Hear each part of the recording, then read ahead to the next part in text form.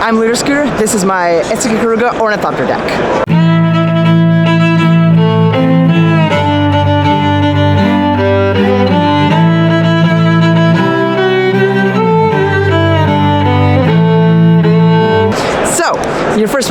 Your first question when asking, what the fuck, Looter, you can't put Ornithopter in your Karuga deck. And that is correct. This is a Rule 0 deck. I have 28 copies of Ornithopter. And yes, all of these are Ornithopters. I love Ornithopter. It's a really cool card.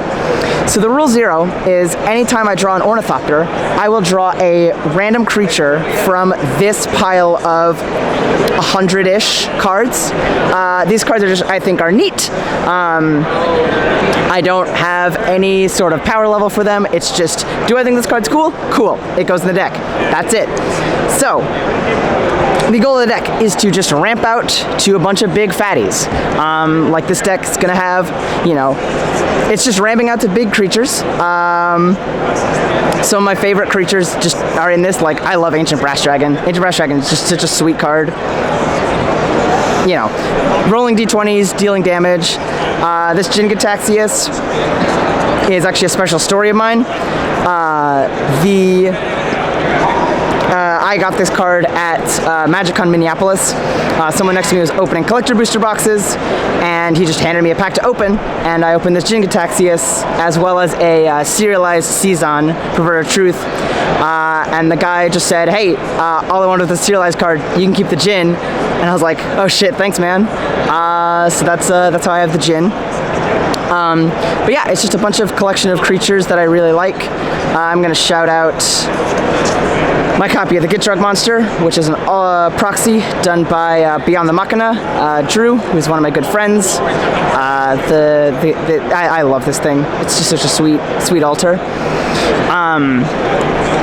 But yeah, that's the main idea of the deck, is you just ramp out to big creatures. The collection of creatures changes all the time because it's just cards I own and think are cool.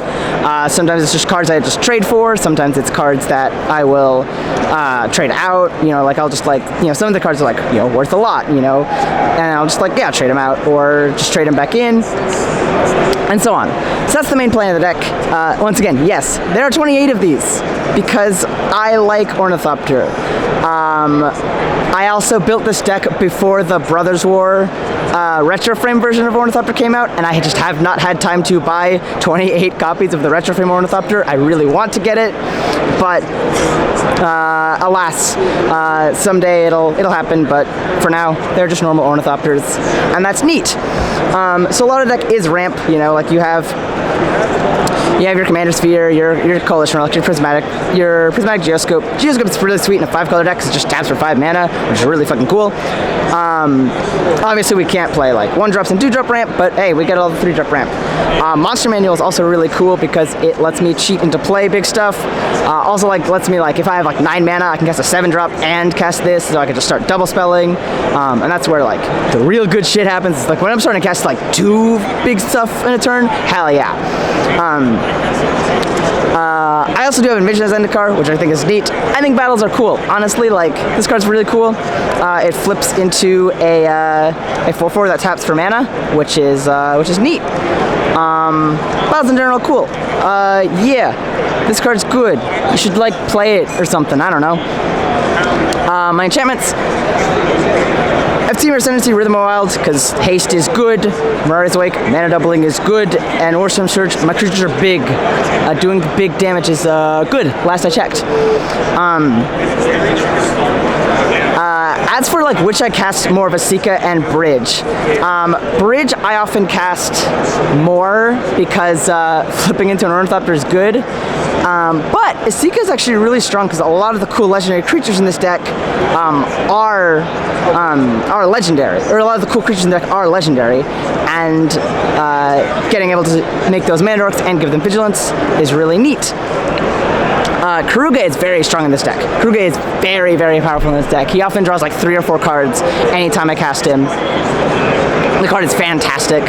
Sometimes, like, if I have ways to bounce him or recur him, like in this pile, I can have like Tassiger can recur him, or Scarab God. I've had like Karuga die to combat, and then just Scarab God reanimates him, and it's fantastic. Yeah, Karuga is really, really good in this deck. This deck's biggest strength is just it dominates the late game. If I can just survive for long enough, I am going to draw so many cards and ramp so much and just start casting gigantic spells every single turn. A lot of my sorceries, of course, are ramp because why wouldn't they? Culling Ritual especially is gross in this deck because I can't play 2-drops, so it just is completely one-sided. Makes a shit ton of mana to ramp me. It's awesome. Sometimes I even have an Avenger's Zendikar in play, and I'm just like, we'll just cast it, blow up all my plants, make like 15 mana, 20 mana with it. It's insane. Selvala Stampede is also nuts. This is a weird conspiracy card, a weird voting card. Basically, you vote for, each player chooses wild or free. For every wild vote, you get that many creatures off the top of your deck, and for every free vote, you get that many permanents from your hand. And because this deck is just filled with big dumb permanents, kind of doesn't matter what they choose. I'm gonna get like 20 mana worth of cards because it just hits 4 creatures, and it's phenomenal. Rich Cards Expertise, also great, and because my creatures are big, I'm going to draw a ton of cards. Traverse the Outlands, same thing. Genesis Ultimatum is really, really cool, because it's just like a big fun spell. I love Genesis Ultimatum. I am a sucker for like silly spells like this that just like flip off the top of the deck and put them into play. I just think they're really fun. Ruinous Ultimatum is disgusting.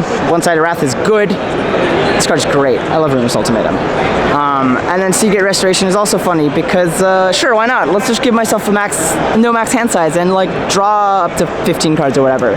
It's great. Instants. I want to talk about my favorite instant in this deck, Cauldron Dance. Cauldron Dance is a very weird card from fucking Invasion. Jesus Christ, this card is old. It says you can only cast it during combat, and you will reanimate a creature, and then return it to your hand at end of turn, and then you will put a creature card from your hand and sacrifice it at end of turn. So basically puts 2 creatures into play, one from hand, one from graveyard, and the end of the turn swaps where they were originally from. This card's nuts. Like, this card is just reanimate plus Through the Breach in one card, and that's really fucking good. That is fucking nuts. It's fantastic. Like, sometimes you'll just be like, oh, I put into play Scarab God from my hand and reanimate fucking Guillaume. Just the first 2 creatures I pulled out. Like, it's like whatever. And cool, I get to put him in play, I get to attack with him, and then at the end of the turn, Scarab God's gonna die, it's gonna return back to my hand, and then Guillaume is gonna also return back to my hand because he was in the graveyard. Like, it's just really good. It gets you a ton of value. It pushes a ton of damage for, like, just out of nowhere. Like, your opponents will think, oh, you know, your board state's, like, pretty scary, you know, you can do some damage, and you're just like, Cauldron Dance, put in, like, 2 big things, also they have haste, fucking die. Yeah, Harrow and Roturun are just ramp spells, and Anguish of Making is just good removal. Obscuring Haze is interesting. I like Obscuring Haze. I think it's really funny. I think fogs in general are really fun in Commander. I especially like Ink Shield. Ink Shield's especially a fun card, but this deck, Ink Shield's not good in it because I'm just tapping out every single turn to cast big dumb idiots. And with Esika though in play, Obscuring Haze is pretty good. People generally don't kill Esika, the creature, so Obscuring Haze gets to really turn on nicely, and the Prismatic Bridge is hard to kill as an enchantment, so Obscuring Haze gets to stick on nicely. It's great.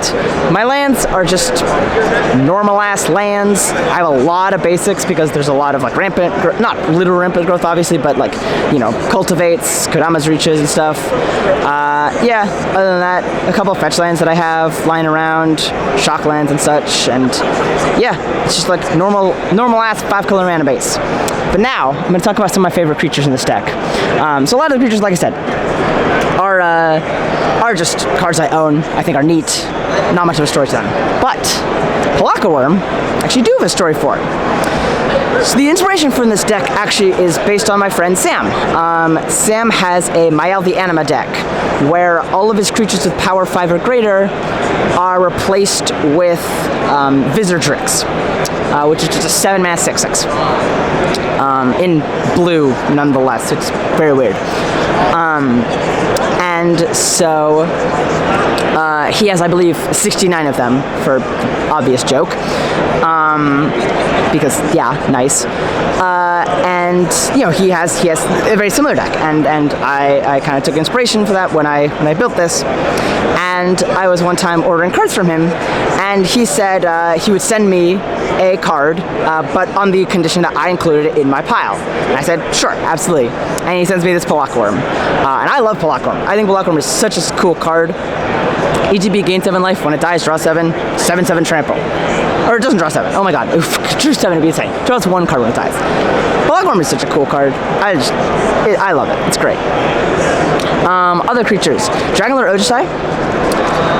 Dragonlord Ojutai is my first favorite card in Magic. I started playing Magic in Khans of Tarkir. The first deck I ever played.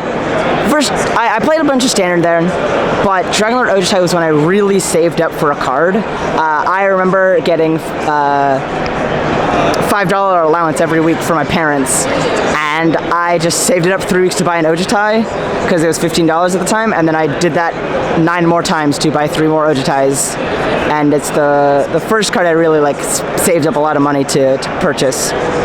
Now, of course, this card's worth nothing, but I love it. It brings back all the good memories, and it's great.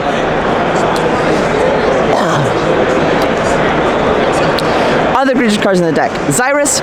I always think Xyrus is funny. I'm really wishing I had a non-foil Xyrus, because man, foiling on this card fucking sucks. It's awful. I hate it. But Xyrus is really cool. I always jokingly call this card Snakes on a Plane. Can never not think of this card as Snakes on a Plane. It is only ever Snakes on a Plane to me. It's fantastic. I love it. The card rules. Yeah, it's just sweet. It draws cards. It makes other people draw cards. It's really fun. Urza. Urza's in this deck, and anytime I play it, it always gets a gasp because oh my god, Urza's fucking busted. And yeah, Urza is fucking busted. But in this deck, it's really bad. As you can see, I have 4 artifacts, and 3 of them are also mana rocks. Urza doesn't do shit. Urza spins the wheel and maybe hits an Ornithopter that I can cast or something. And it's funny. He's also a weird mana dork. I always find amusement out of Urza from this list. What are other creatures I really like? Daring Fiendbonder. This is an opportunity of my favorite part about this deck is that I get to play cards that normally I would never play, and they are just really sweet. Either the cards are too expensive for what they do, or maybe they're just a little too too general. There's not you don't know where you'd put them in your deck. And Daring Fiendbonder is one of them. Daring Fiendbonder has haste. He attacks each Comet of Fable, and if he's in your graveyard, you can pay 2 mana, exile him, and put an indestructible counter on something. So Fiendbonder is fantastic because you can, 5/1 is real. The thing fucking hits people. It's great. And then you can just, he's gonna die, and you'll eventually just exile the thing and get the thing back, and it's great. But yeah, that is the deck. Let me see if I can find any other cards. Oh, Karlach is hot. I'm a fucking gay-ass lesbian, so yes, I want Karlach to just fucking swing that sledgehammer into me. Jesus Christ, a girl can maul me any fucking time she wants. Yeah, that's why she's in the deck. Also, she just, her card fucks.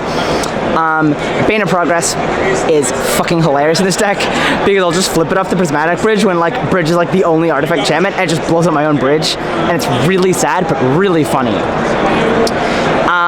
Other than that, what are creatures? I'm just fanning them out, so you can see.